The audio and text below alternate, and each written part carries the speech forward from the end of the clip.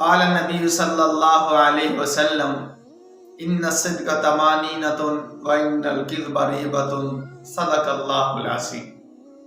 اللہ کے نبی نے فرمایا بے شک سچ بولنا اطمینان ہے اور جھوٹ بولنا بے قراری ہے۔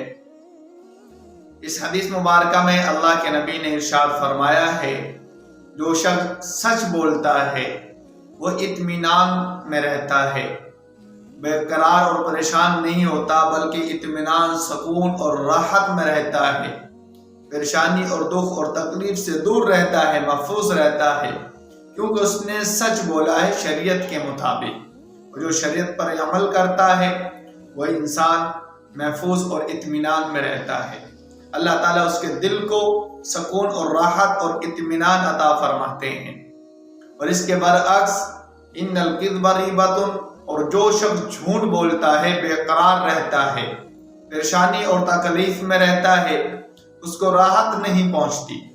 بعض دفعہ ہم دیکھتے ہیں اگر کسی شخص نے جھوٹ بولا، اب اس جھوٹ کو بچانے کے لیے، اپنی عزت بچانے کے لیے، جھوٹ کو محفوظ رکھنے کے لیے، بچانے کے لیے اور جھوٹ بولتا ہے اور بے شمار جھوٹ بولتا رہتا ہے اور پریشان حال رہتا ہے، تکلیف میں رہتا ہے، دکھ میں رہتا ہے، کیونکہ اس نے جھوٹ بولا ہے اور بے قرار رہتا ہے۔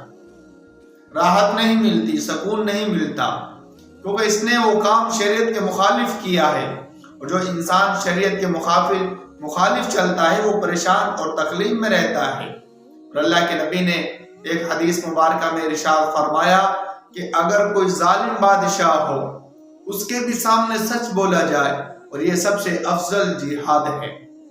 اللہ کے نبی نے ارشاد فرمایا ہے وہاں پر بھی سچ بولے۔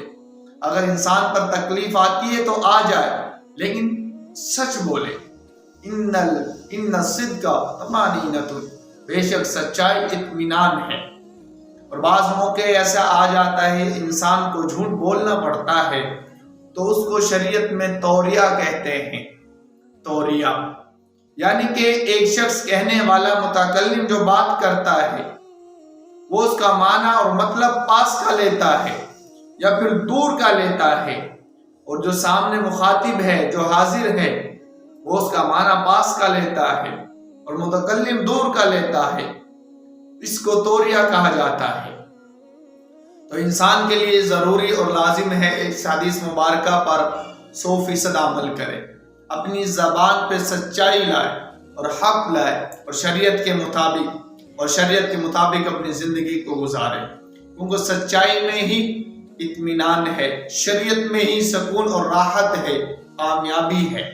اس لیے اللہ کے نبی کی محبت اور اللہ کے نبی کی حدیث پر 100% عمل کرنے کی کوشش کریں اور اپنی زندگیوں کو خوبصورت بنائیں۔ اللہ تعالیٰ ہم سب کو اس حدیث پر اور سچ بولنے کی توفیق عطا فرمائے۔